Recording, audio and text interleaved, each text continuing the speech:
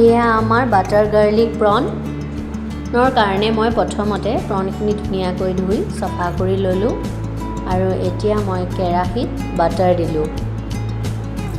বাটাৰখিনি ভালকৈ যেতিয়া গলি যাব, মই মিহি মিহিকৈ কুটি লোৱা নহৰু আৰু জলকীয়াৰ মিশ্ৰণটো দিলোঁ। এই মিশ্ৰণখিনি মই ভালকৈ ভাজি ল'ব লাগিব।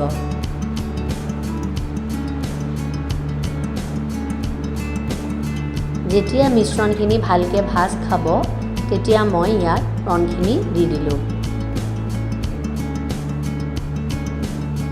আৰু এতিয়া এই মছলাখিনিৰ সৈতে ভালদৰে ভাজি ল'ব লাগিব। যেতিয়ালৈকে ইয়াৰ কালাৰ চেঞ্জ নহয়, তেতিয়ালৈকে আমি ভাজিব লাগিব। তাৰপিছত মই অকণমান পানী দি দিলোঁ।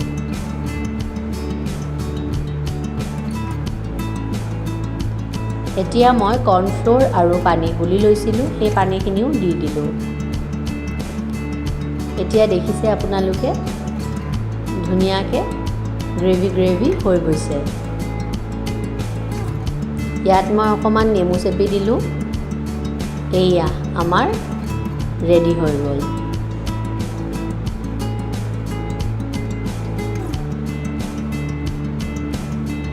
এতিয়া কোকোনাট প্ৰন কাৰী। মই ইয়াত সৰিয়হ, আদা, নহৰু আৰু জলকীয়া পেষ্ট কৰি লৈছোঁ। মই মিহি মিহিকৈ কুটি লোৱা নাৰিকলখিনিও পেষ্ট কৰি ল'ম। প্ৰনখিনি মই ধুই ল'লোঁ। ইয়াত মই হালধি, নিমখ সানি দিম।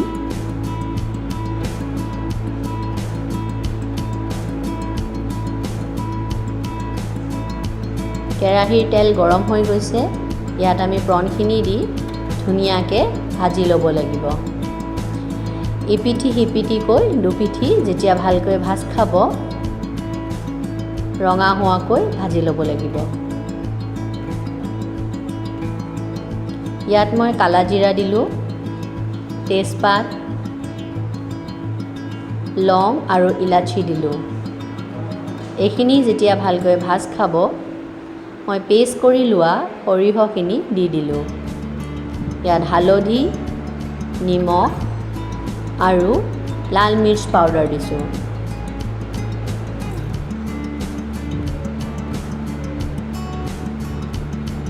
এতিয়া মই পেষ্ট কৰি থোৱা নাৰিকলখিনি দি দিলোঁ। এইখিনি ভালকৈ লৰাই ল'ব লাগিব।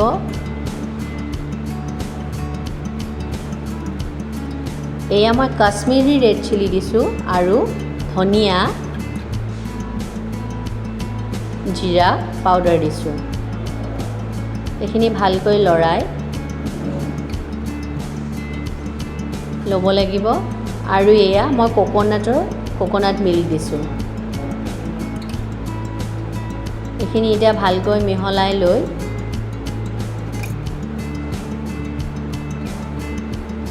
ইয়াত এতিয়া থুপথুপীয়া হওঁতে গ্ৰেভি অনুযায়ী মই পানী দি দিছোঁ।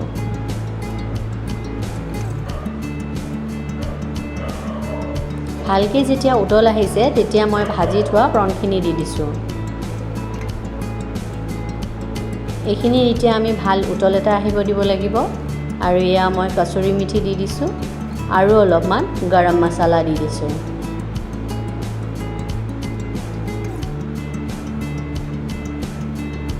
এয়া আমাৰ ৰেডি হৈ গ'ল।